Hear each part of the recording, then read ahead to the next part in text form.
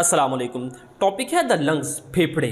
All alveoli, तमाम alveoli of one side, एक तरफ की, कॉन्स्टिट्यूट ए लंग, एक फेफड़े पर मुश्तमिल होती हैं।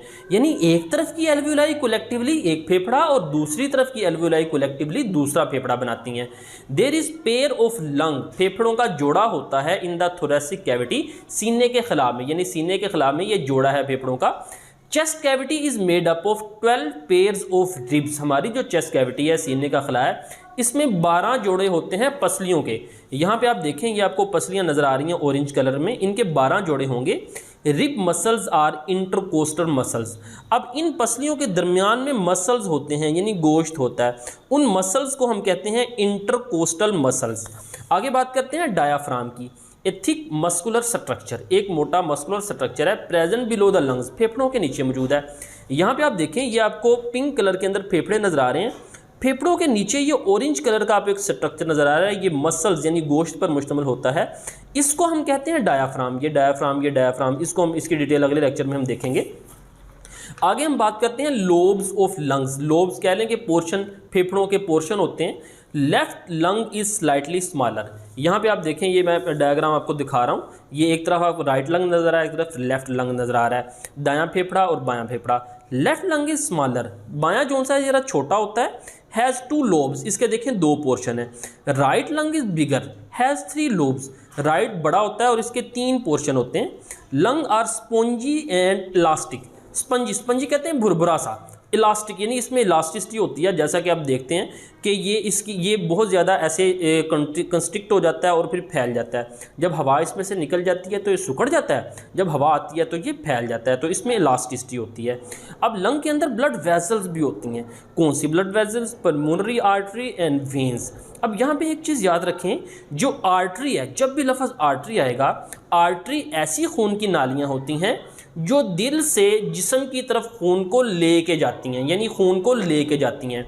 और वेन्स ऐसी नालियाँ हैं जो पूरे जिस्म से खून को दिल की तरफ लेके आती हैं।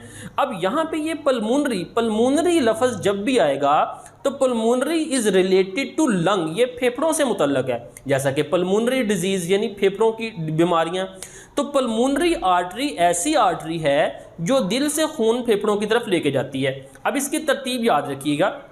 देखिए, आर्टरी एक बड़ी नाली होती है, ये पल्मोनरी आर्टरी है, जब ये फेफड़े के करीब पहुंचेगी ये छोटी नालियों में तकसीम होगी, आर्टरी तकसीम होगी आर्ट्रियोल के अंदर। और जब ये फेफड़े की एल्वुलाई, यानी ये जो इसको सिंगुलर एल्वुलस कहते हैं, ये ऑरेंज कलर में आपको एक एल्वुलाई नज़र आ रही है, इसका स्ट्रक्चर हमने पिछले लेक्चर में देख लिया है। तो जैसे ही आर्ट्रियोल एल्वुलस में इंटर होगी, ये छोटी छोटी फाइन कैपिलरीज में तकसीम हो जाएगी, छोटी नालियाँ, उनको हम कहते हैं कैपिलरीज। और जब इसने वापस आना होगा तो कैपिलरीज आपस में मिलकर एक बड़ी नाली बनाती हैं जिसे हम कहते हैं वेन्यूल, और वेन्यूल्स बहुत सी आपस में मिलकर एक बहुत बड़ी नाली बनाएंगी जिसे हम कहते हैं वेन, और वेन से खून वापस दिल की तरफ आएगा। तो तरतीब ये है artery, arteriole, capillary, venule and when. और एक और बड़ा अहम पॉइंट याद रखिए कि बाकी जितनी भी आर्टरीज हैं जो दिल से खून जिस्म की तरफ लेके जाती हैं, उसमें ऑक्सीजनेटेड ब्लड होता है, और तमाम वेन जो कि जिस्म से खून दिल की तरफ लेके आती हैं उनमें डीऑक्सीजनेटेड ब्लड होता है, सवाए पल्मोनरी आर्टरी और पल्मोनरी वेन में इनमें काम उलट होता है। क्योंकि पल्मोनरी आर्टरी दिल से खून फेफड़ों की तरफ लेके जाती है और फेफड़ों में ही तो ऑक्सीजन जो सी है वो खून में शामिल होती है, और पल्मोनरी वेन फेफड़ों से खून दिल की तरफ लेके आती है। लिहाजा पल्मोनरी वेन एक वाहिद वेन है जिसमें ऑक्सीजनेटेड ब्लड होगा। पल्मोनरी आर्टरी वाहिद आर्टरी है जिसमें डीऑक्सीजनेटेड ब्लड होगा। आगे बात करते हैं मेम्ब्रेन्स ऑफ लंग्स, फेफड़ों की जो मेम्ब्रेन्स हैं।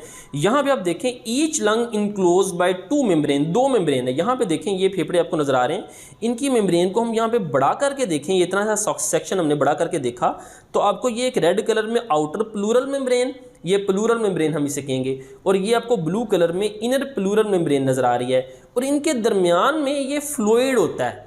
देखें, outer pleural membrane and inner pleural membrane enclosed A fluid, इनके दरमियान में देखें एक फ्लूइड है। फंक्शन, फ्लूइड का फंक्शन क्या है? Provide lubrication for the expanding and contracting of the lungs.